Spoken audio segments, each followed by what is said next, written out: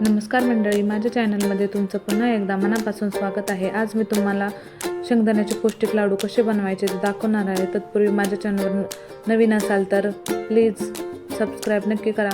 सगळ्यात आधी कढईमध्ये असे शेंगदाणे घेऊन खरपूस होईपर्यंत भाजून घ्यायचे। त्यानंतर भाजलेले सर्व शेंगदाणे हाताच्या साहाय्याने त्याचे फुलपट काढून घ्यायचे। काढल्यानंतर सर्व शेंगदाणे पाकडून घ्यायचे।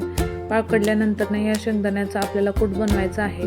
त्याच्यामुळे आपण हा कूट मिक्सरमध्ये बनवणार आहोत। या लाडूंना अधिक पौष्टिक बनवण्यासाठी आपण त्याच्यामध्ये खोबरं आणि तीळ देखील वापरणार आहोत।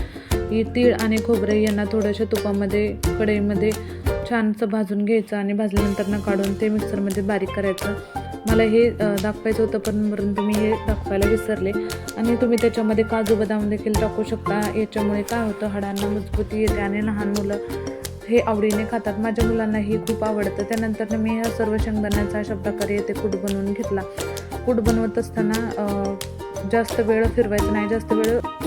जास्त वेळ मिक्सर चालू ठेवल्यामुळे सर्व शेंगदाण्याचा कूट असा चिकट असा होतो आणि ते खूप चिटकून बसतं। त्यामुळे अगदी थोडा वेळ मिक्सर फिरवायचा। त्यानंतर अशा प्रकारे कूट बनवून घेतला। मी त्याच्यामध्ये मी बनवलेले खोबरं किसून टाकले होतं। खोबरं आणि तीळ देखील टाकलं होतं। ते मी तुम्हाला दाखवायला विसरले। तुम्ही देखील टाकू शकता। नसेल आवडत तर ऑप्शनल आहे, नाही टाकलं तर चालेल, पण माझ्या मुलांना आवडतं त्याच्यामुळे मी टाकते।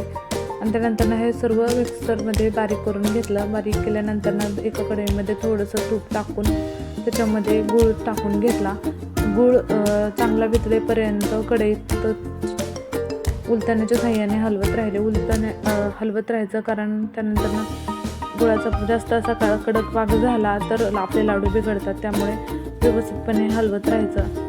सर्व गूळ वितळल्यानंतर त्याच्यामध्ये आपण तयार केलेला शेंगदाण्याचा कूट टाकून घेतला। मी अशाच प्रकारे लाडू बनवते, त्यामुळे माझे लाडू खूप दिवस टिकतात आणि जास्त दिवस राहिले तरी ते कडवट किंवा असे लागत नाहीत। त्याच्यामुळे मी अशाच प्रकारे बनवते। तुम्ही देखील बनवून पहा। हे खूप छान लाडू बनवून तयार होतात, अगदी पौष्टिक आणि आपल्या मुलांना देखील खूप आवडतात। माझ्या मुलाला भूक लागली तर तो प्रत्येक वेळेस लाडू दे असंच बोलतो, त्यामुळे मी हे लाडू नेहमी बनवते। तुम्ही देखील बनवून पहा। अशा प्रकारे गरम गरम लाडूचे मिश्रण असताना पटकन लाडू वळवून घ्यायचे। त्यानंतर वळलेले सर्व लाडू असे थंड व्हायला ठेवायचे। लाडू थंड झाल्यानंतर एका पॅक बंद डब्यामध्ये ठेवून द्यायचे आणि हे लाडू भरपूर दिवसांसाठी टिकतात। ही रेसिपी नक्की करून बघा।